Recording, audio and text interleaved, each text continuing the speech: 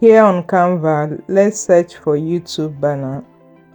We'll be going over all the templates they have. We'll not be working with a blank page. I like getting an idea of what I want to do. This is a template with it.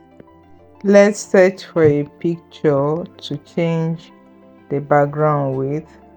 So we searched for digital tool. We'll be going over to photos and we use the magic recommendation to see all and choose the photo we like. We will set this image as background and go over to edit photos. We'll be using the dual tone to edit the photo. Let's click on mono. No, we don't like that. We'll be using the sepia dual tone.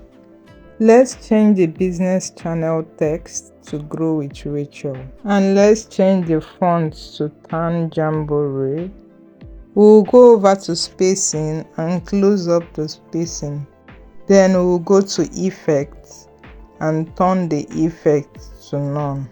Now let's change the second text into what we want it to be. I made a duplicate of the first page and changed the image in the second page. Sorry, I didn't know my screen recorder wasn't recording. I don't really like how the text background is looking, so we'll go to elements and search for peeled paper to replace those lines with it.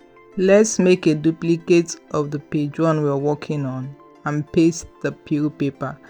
We'll spread that out and position it properly, and we'll go over to layers and delete those two lines. Now let's align the two text boxes so that they can be at the center of the page we're working on.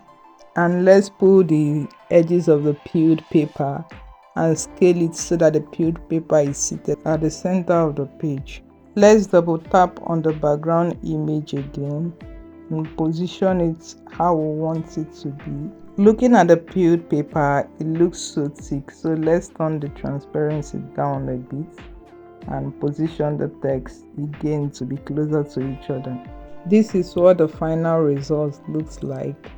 I actually went back into the background and made the background to have a skew effect by rotating the image a bit. I like the way that the skew effect was. So let's go view it on the channel and see how it looks. This is how it looks. I like the outcome. You see how the image is with the skew effect I applied to it. Let me know what you think in the comment section and do well to subscribe to my channel. Thank you so much for watching and do have a good one.